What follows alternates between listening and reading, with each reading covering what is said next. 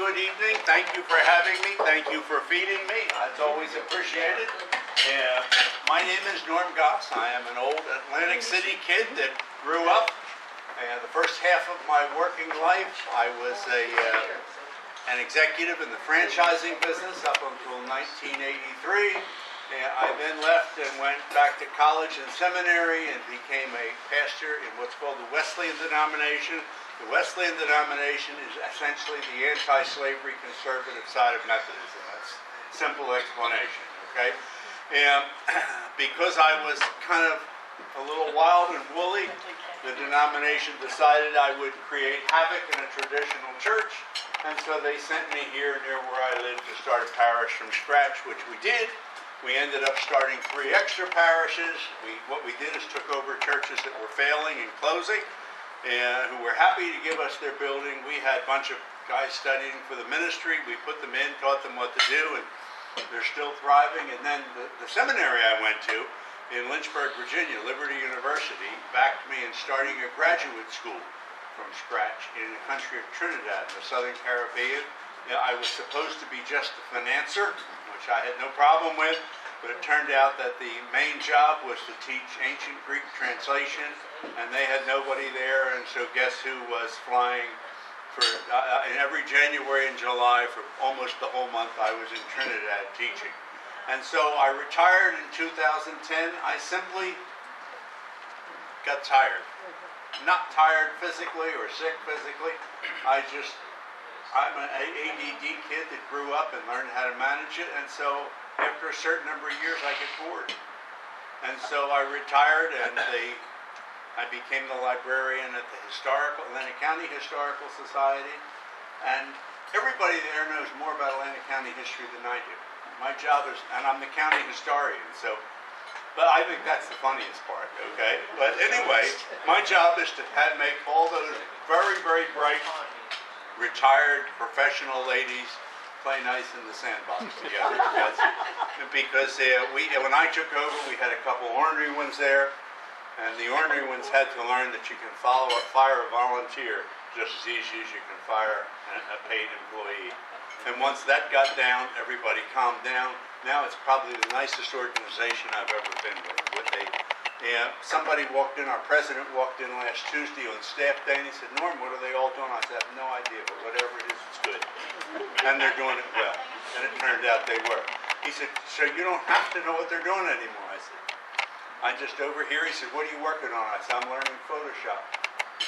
Found out we have between 30 and 40,000 photographs in our collection, dating from 1850 primarily to the Second World War. And they're all in these acid-free sleeves and in filing cabinets and in a big vault that's probably about half the size of this room. And guess what?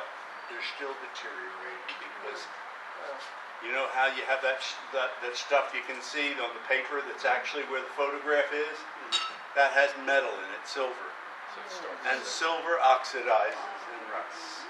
And so now I'm learning Photoshop because I've learned, in fact, Dowdy's Mill on Absecon Creek, I found a photograph that has all sorts of stains. Somebody let it get wet and then it dried.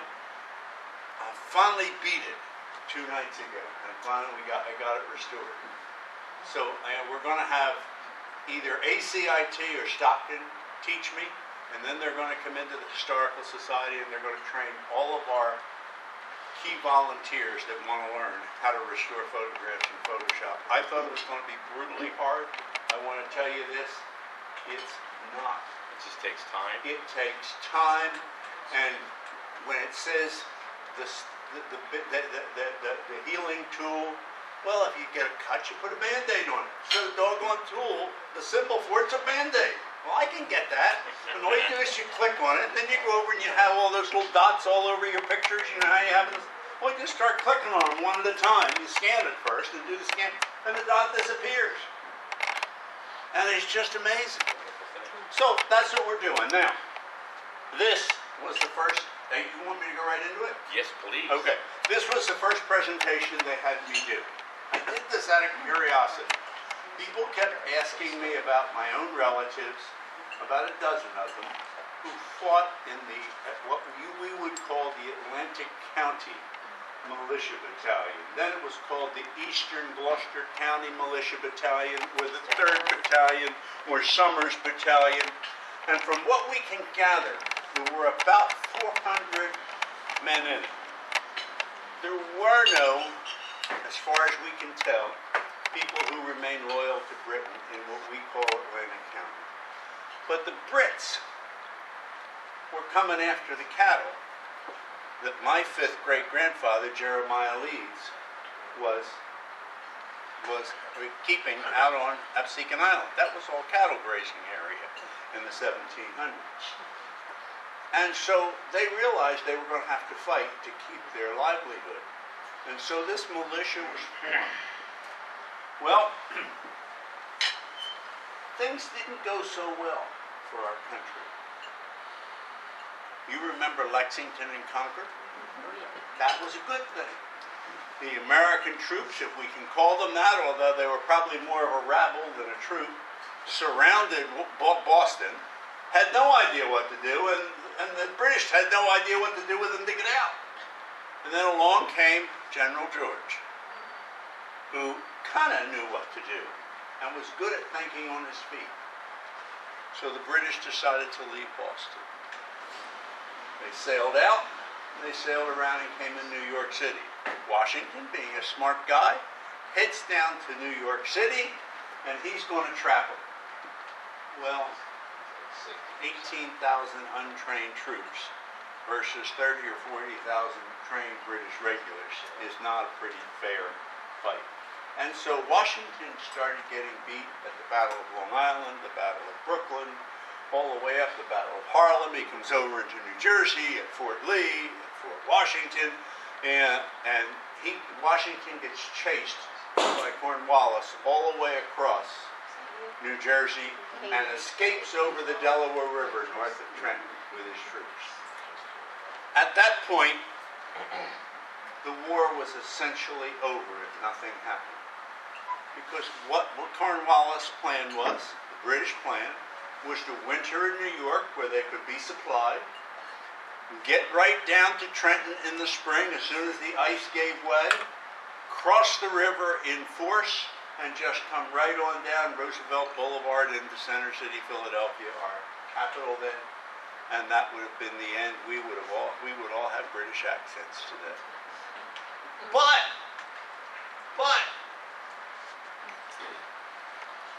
there were two ideas that came up. The first idea, from what we can tell, and it's hard to tell, came from a Virginia colonel, and maybe even Colonel Summers. And the idea was, from Perth Amboy all the way down Route 1, let's call it Route 1, were British troops stationed in chunks. And the last one down was Trenton, but that wasn't the last one down. Trenton only had about 1,000 troops. Bordentown had about 2,000 troops. They were the crack British troops, that were the reserve troops that were there to stop the Americans from coming up the Delaware River. Well, if they were there and Washington attacked Trenton, Washington would have been chopped liver. But the idea came, why couldn't the Gloucester militia do something to draw those troops far enough away that they couldn't mess with Washington, and Washington could try to pull something off that would bring momentum back to the war. Are we okay with that so far? Okay, that's where we are. So what they're going to do, and I want to tell you this in advance so you can follow, your relatives, my relatives, are going to get together. They're going to start in Haddonfield. They're going to go to Mount Holly. And then they're going to go north of Mount Holly, along 206, by the way, today, kind of. And they're going to go up to where the British troops are. And ready? They're going to go. And the British troops go. And the American troops go. And nobody's going to get shot, by the way.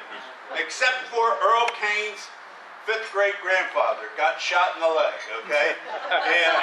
And that was his claim to fame all his life. His fifth great grandfather got shot. And so the British call out all 2,000 reserves out of Bordentown. And they start coming down 206 from Trenton and Bordentown.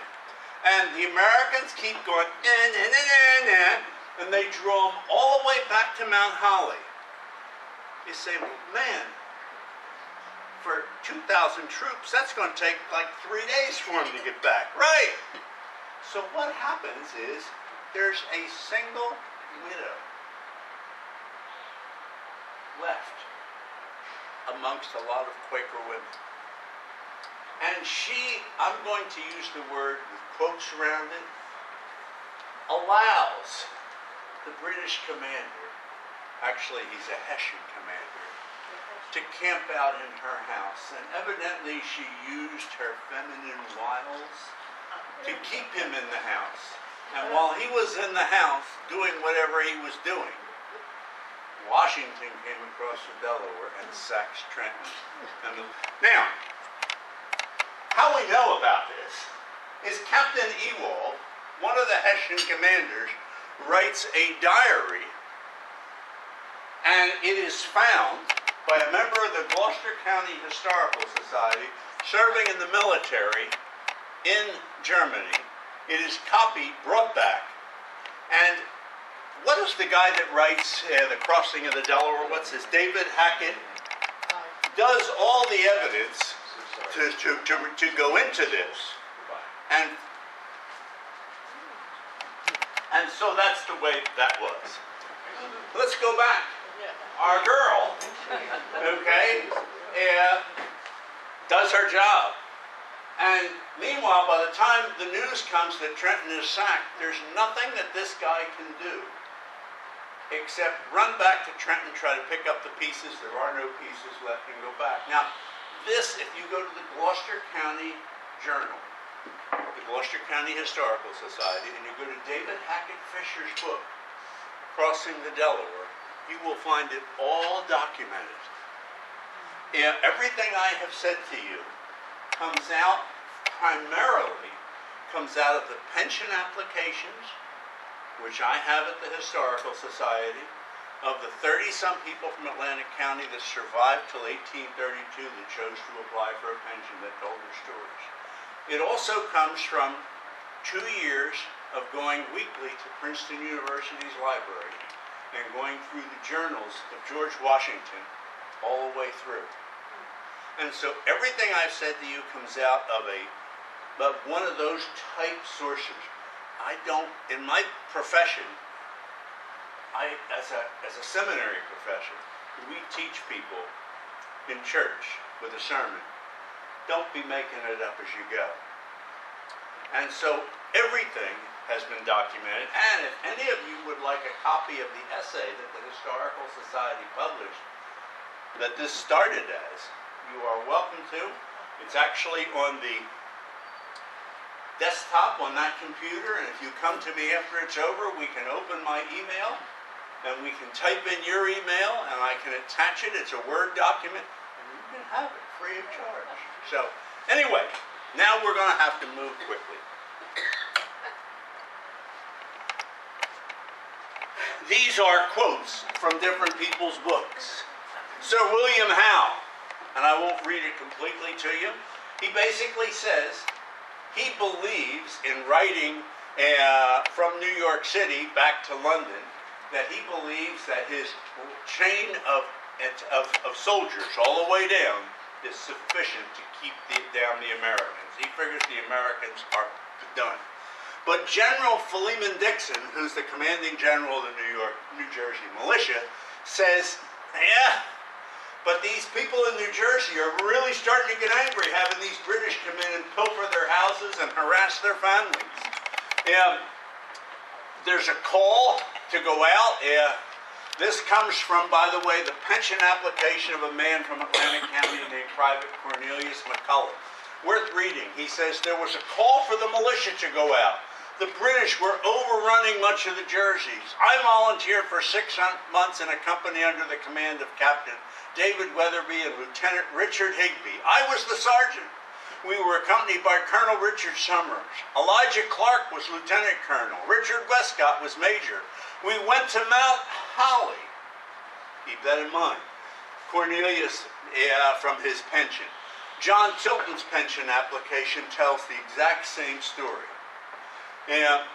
Patrick McCullum, Cornelius, here's his brother Patrick.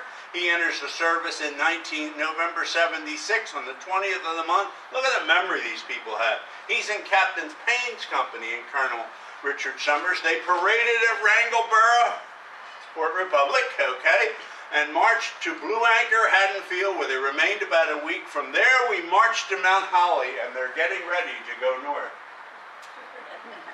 And there exists correspondence between people that this finally gets to Washington. And Washington must say, I don't know his words, but he must say to somebody, I think we can pull a trick on these British. Lastly, Private Simon Lucas, by the way, he will be wounded lately. He volunteered in the captain, we were talking about Estelle Manor, in the company of Captain Joseph Estelle, belonging to the regiment of Colonel Elijah Clark, same regiment, Summers Clark. And he was wounded in a skirmish at Petticoat Bridge, so he is wounded on I don't know whether any of you know 206, but when you get up to Jackson, there's a Wawa sitting there, not a super Wawa, just a Wawa, and it was a Wawa training center was attached to it for a while. If you were coming up 206 North and you hit the light at the Wawa there, and you just went out of the woods a mile, Petticoat Bridge. What was Petticoat Bridge? The water flooded so much that when people were going to church, what did the women with the long dresses have to do? They had to do a hike up so their petticoats wouldn't get all smeared. And today that's marked. So let's go further. So what really happens in December? First, November 20th, Washington is not yet in Pennsylvania. He's coming down. I'm going to call them the Atlantic County Militia now. The Atlantic County Militia gets called up. From what we can gather, all 400 people are called up in mass. The American Army retreats in early December across the Delaware to Pennsylvania. The Hessians take Burlington and Bordentown, and the Americans, the militias, go down to Mount Holly. That's where they gather together. The Hessians divide their forces. Trenton, Bordentown, big mistake for them. But what happened? The Hessians also occupy Trenton. Colonel Ewing, he's a Pennsylvania colonel, starts harassing the Hessians at Trenton to keep them edgy, to keep them upset. Colonel Smith collects 800 Virginia artillery, some Pennsylvania infantry, and the entire Gloucester County militia, which probably was 600 men at that time, because not only is it our guys, it's the guys from Haddonfield as well, and moves to Mount Holly. 400 of the militia, primarily our people. And by the way, this is all in their pension applications, which were sworn before a judge. And they all received pensions based on that. And they had to take officers they worked under to court with them to say that their statement was true. Most of this stuff was not seen until we uncovered it. People told me there were 2 or 3 pension applications, maybe 5 that survived from our area. Well, Dennis, wasn't true. There were 32. 2 were illegible. There's just squiggly lines. I don't know what they said. 30 were readable. My wife and I blew them up on a big screen TV, and for weeks worked and transcribed them word for word, learned their handwriting. They were the court affidavits, and they even show how much pension they got, and they were approved by the federal government in 1832. So, they go to Petticoat Bridge, the British counterattack, remember we talked about that? The Americans retreat, they come back to Moorestown, and now here's this young widow that keeps our Colonel Van Donop, notice I have tied up. never quite says what they were up to, but he was quite tied up. Captain Ewald, who was Colonel Van Donnep's assistant, his exec, says that the whole battle turned on Von Donnep's stupidity chasing a woman. So that's pretty good evidence when his assistant says that.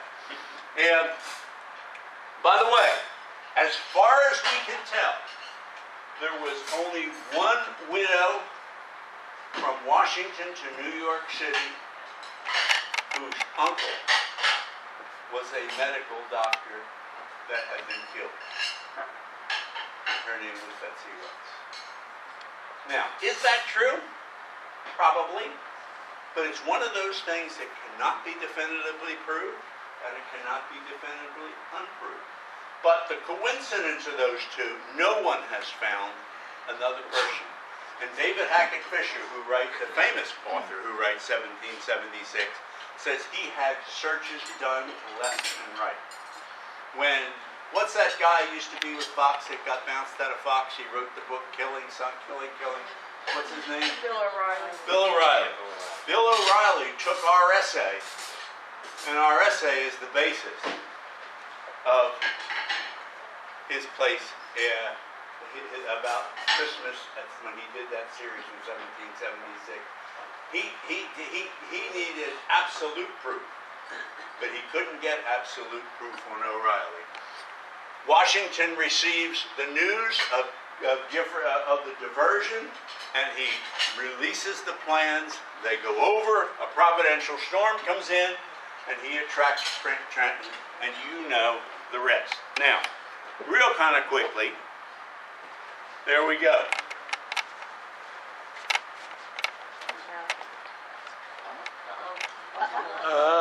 You kicked the cord. Oh, it's going to take a while to come back. This will come back, but I'll read it on here. Essentially, at Petticoat Bridge and Mount Holly, here's the way it starts. We go up to the British, shoot some, they chase us down. We keep backing up. The British take over Mount Holly. Let's call her Betsy. Betsy takes over with her diversion, and the entire 2,000 reserves stay in Burlington. And Washington has, I wouldn't call it a cakewalk, because he just barely got over that river. But when he gets into Trenton, remember, he does have a cakewalk. He takes virtually the whole group of Hessians prisoner. Yeah. Let's see if we can get this to be happy again and come up. I haven't done that before. It's a new experience. Tonight is all full of new experiences. So let me go to, I'm going to go ahead. 918 Hessians were captured. And are we going to, it says the light has to cool down a little bit more. It's being temperamental. So, we have 918 Hessians are lost, 22 killed, 83 seriously wounded, 896 taken prisoner, with no Americans killed, and there were only 4 wounded. That's a pretty good outing. Yeah.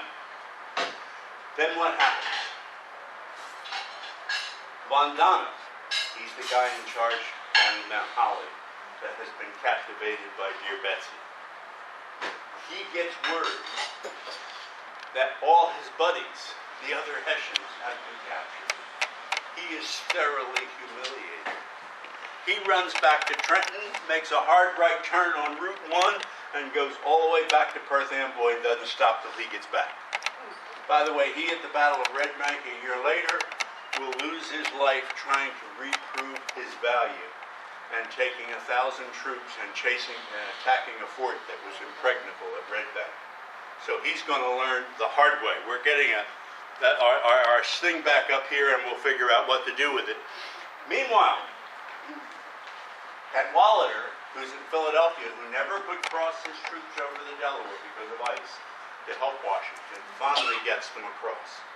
So you now got Washington's troops, you got Cadwalader's troops, and you got Ewald, who is harassing from the north. And you got all these, and Washington gets it in his mind And you can see, read it in his letters, you know, we could do this again.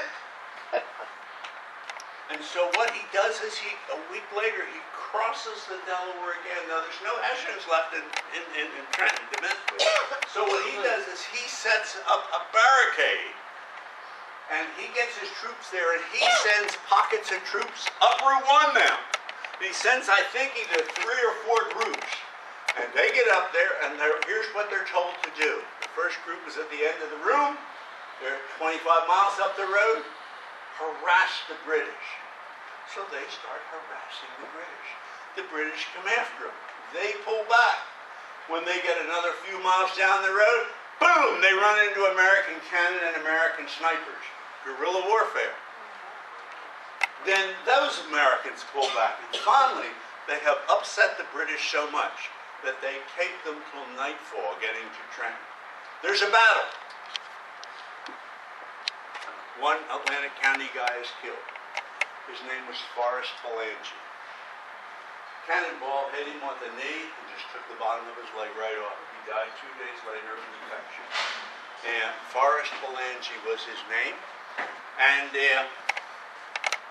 we know about it because his friend told the story about how he lost his life. And it was told in his pension application. I've never been able to figure out who his parents were. Yeah, but there were some Balangis around. Okay, we're back. Okay, so now you've got Cornwallis and the British troops in front of Trenton. The quote is famous. Cornwallis is pretty overconfident. He says, bed the men down, the British men down. Let them get some food and let them get some rest and get ready. We'll bag the old fox in the morning, meaning Washington. Well, the old fox did not get back. Washington comes up with this idea, and what he does, you know, have you all ever watched a football game? He does a run around the right tight end. He gets all his running backs together, and they go around the right end, and they go back through the Quaker Road. It's still frozen, so they can use it, and they go all the way up and attack and conquer Trenton behind the British troops. By the time the British troops get up to Princeton to fight with them, Washington and his men have taken all their new captives and run them off up into the mountains of North Jersey for the winter. Now that's an amazing story if you think about it. Washington does 2 attacks that should not have been able to be done. In the snow and ice, bitter cold, we were still in what's called the Little Ice Age then, so it would have been quite a bit colder than we're used to in the winter, even those of us who are older and remember our childhoods. And Washington is now up in the mountains. You say, okay, Norm, we know that they stayed there for the winter and then they came out and harassed Cornwallis in the spring. But what happened to our guys? Well, it's interesting. They split up. About half of them stayed with Washington in his winter quarters until the middle of March. The other half came back and returned to their farms and businesses. In my family, there was a family story that everybody thought was silly. Jeremiah Leeds, my 5th great-grandfather, had passed down through his children the story that he had met George Washington. Well, we thought that story might have been a little like the Jersey Devil story. And so we didn't take it seriously. We thought Leeds was illiterate, didn't have much. Well, he owned all of Atlantic City after the Revolution. He grazed cattle for most of the other people around here, taking them over in the spring and bringing them back in the fall. But the diary of the people he was with, not the diary, the pension application, all says they went with Washington up into the mountains. And I found something in the Commanding General's notes at the Princeton Library that said that the New Jersey troops were given the job of surrounding Washington's tent for the winter and being his bodyguards. I then found something in the commanding officers of the militia from here, the Gloucester County Militia, that they were assigned to stay with the New Jersey Continentals. So that puts them together, and it puts them together around Washington's headquarters, protecting him. So could Jeremiah's story be true? Very well could be true, and is probably true. But another story that can't be definitively proven or definitively disproven. Now I want to talk to you from the County Historical Society to the Absecon Historical Society. I've been writing articles for Stockton that they publish in Sojourn. And we have come up with a bona fide, academically credible way of dealing with stories. Rob has a story about his aunt, great-great-great-great-great-aunt that made sausage, biscuits, and eggs for George Washington. Oh. Right? Yeah. Okay. We don't know whether it's true or not. But the evidence says she was near him and owned the house next to where he stayed, so there's a possibility. So in the footnote that we do, here's what we say. Rob Reed's family has a family story that talks about his great-great-great-great-great-great-aunt Sally that did X, Y, and Z. This story cannot be definitively proven, but it cannot be definitively disproven. So therefore we include it and we memorialize it in case more evidence comes up one way or the other later on. As of World War II, the whole story about Betsy Ross would never have been told. It was found in the journal of a German Catholic.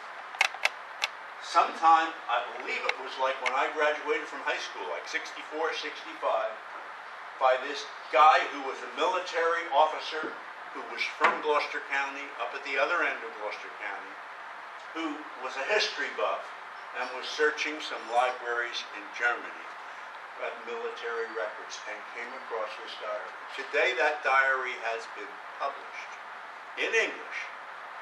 And if you Google the name Ewald, E-W-A-L-D, you can see that whole diary online and read it yourself. Now there's not a lot of detail, but the statement about what Ewald thought about his colonel with this lady at Mount Holly is pretty blunt. This guy came back to the United States and spent several years researching who this woman could have been, and published an article in the newsletter, in the yearbook of the Gloucester County Historical Society. It was vetted, and it was given full credence. You can get that online as well. You can go to 1776, David Hackett Fisher. He is a famous history professor and historical writer, and you can read the little blurb in there. And so everything that I have shared with you is, as best I know it, based on documents, and all the documents that we looked at, by the way, were primary documents. They weren't you telling the story about Rob's grandmother. It was Rob's grandmother or her husband telling the story about Rob's grandmother. Primary documents. And that's what all the records, all the talks we give from the Atlantic County Historical Society and the SAR are required to be based on primary documents, or we must tell you that it is a family story. That's the rule that the Historical Society follows. It's the rule that Stockton has agreed to for all publishing of historical documents. And it's not new with Stockton, by the way. That's what all universities do. And so now, does that mean everybody knows the story? No. Here's what I've learned about history. Local history.